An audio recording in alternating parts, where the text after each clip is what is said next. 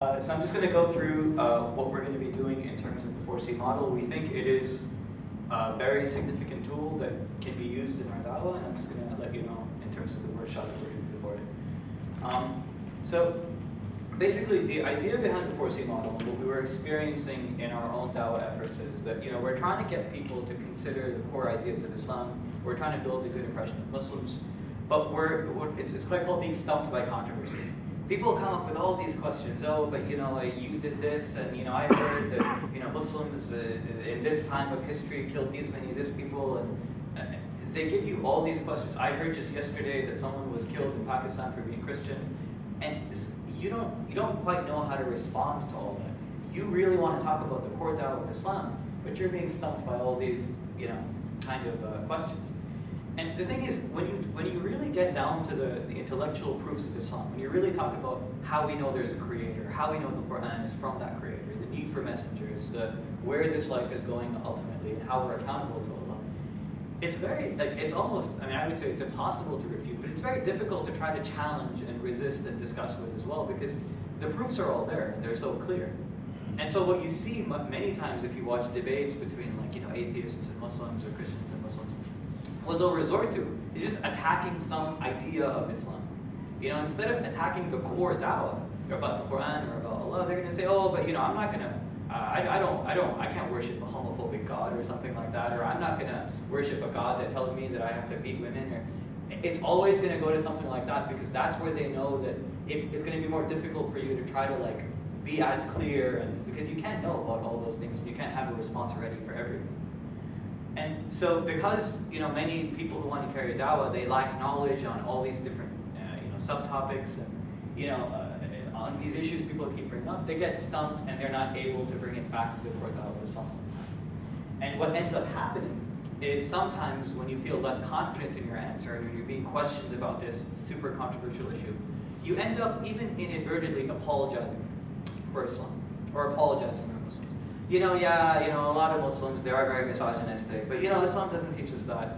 Or Islam, you have to understand, it was real 1400 years ago, things change. And you don't even realize you're saying stuff like that, but it happens at times.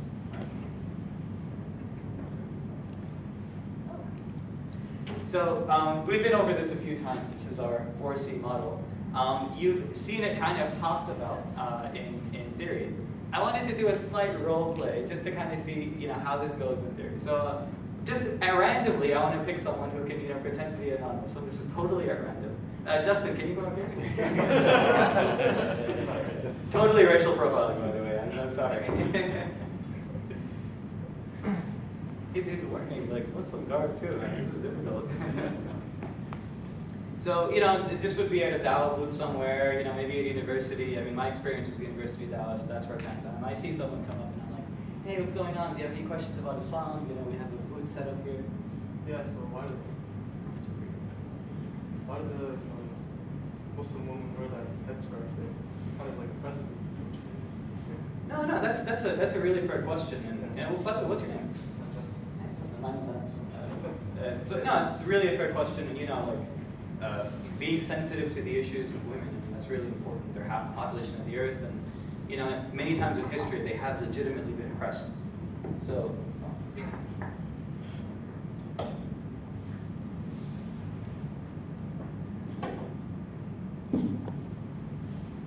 you don't carry mics in dawah booths. Anyways, so I understand where you're coming from, and it's definitely something that we feel sensitive to. But really, it's not. It's the purpose behind having a dress code is not really impressive, right? At the end of the day, in Islam, it's not Muslim men that are telling Muslim women what to wear or something like that. It's not. It's Muslim men and women both getting their source of everything that they act upon in life from a scripture that they believe to be revealed by the Creator of the universe. And that's why they trust that scripture, and that's why they say, hey, if that scripture is telling me that I should cover my head, it's going to do that. Right? And that's really what it's about. And it's not that, the hijab, that's what it's called, it doesn't oppress women in any way. It doesn't stop them from taking part in economic life. It doesn't stop them from taking part in political life or in social life or anything of that sort. they're still able to make completely valid contributions to society while they wear their hijab, right? And you should speak to Muslim women and ask them that. They'll tell you they like themselves instead of taking it from me.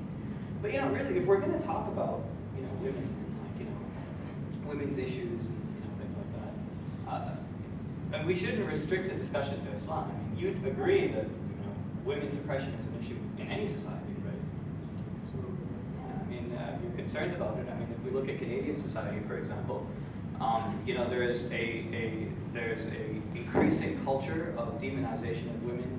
It's very interesting. Like if you look at how fashion and how the media portrays women, most women that we know of, as political, as celebrities or as whatever, it's not for their political contributions, their scientific contributions. It's for their beauty, right? We know actresses, we know singers, and we know models. Most men we know of, it's not for their beauty. It's for some kind of intellectual effort they've made. And so in Islam, when a woman wears a hijab, she's saying, my beauty is not what I'm being recognized for. I'm being recognized for my other contributions. And at this point, because this is going to take forever if I keep talking, at this point I would invite Justin to maybe have a coffee with me, have a discussion later where I can say, the reason why we do it is a scripture. Why don't I tell you more about the Quran? And that's where I could get into the intellectual personal side. So this is kind of what the model does. I hope you didn't take this personally. But it was totally irrelevant. The value of something like this is that it gives you an opportunity to get to the core da'wah of Islam.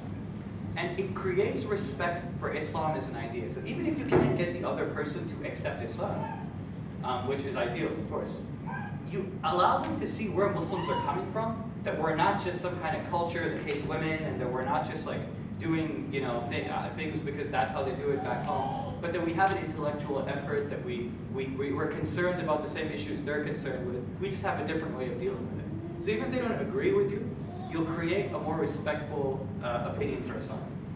And really, it focuses your research as well, right? So you can adapt this model to any question.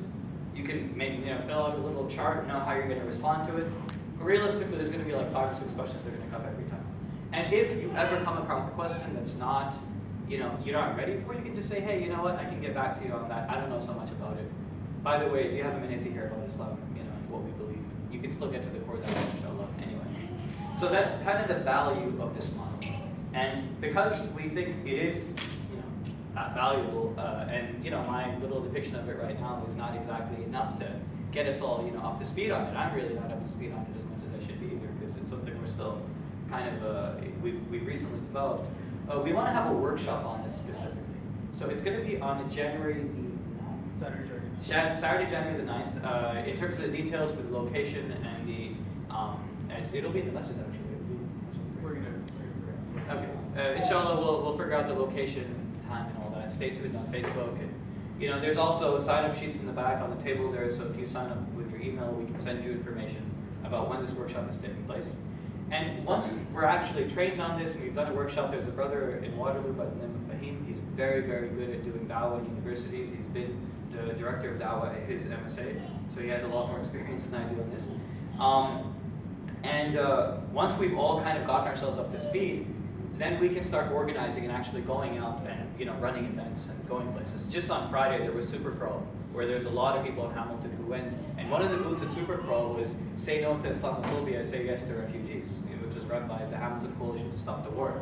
Had we been ready, had we had people that could talk about Islam, places like that are perfect for us to go and address issues of Islamophobia, and maybe get people to agree with Islam or get people to at least have a good opinion of it. So, Jazakallah khair for taking the time to be here. Inshallah, you join us in our future events, including the workshop. And if you have any questions for either myself about the workshop or Malik about anything that he spoke about, now would be the time. Jazakallah khair.